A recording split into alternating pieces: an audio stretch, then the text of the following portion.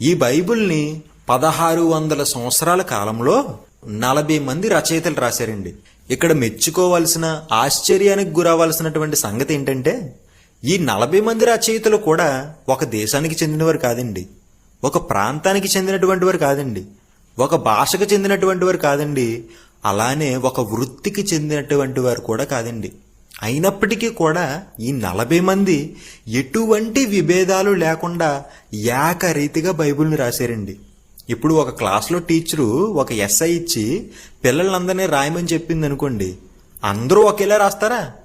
ఖచ్చితంగా అందరూ ఒకేలా రాయలేరు. ఒక్కొక్కరు ఒకేలా రాస్తారు. ఎందుకంటే ఒకరి ఆలోచన వేరు, ఇంకొకరి ఆలోచన వేరు.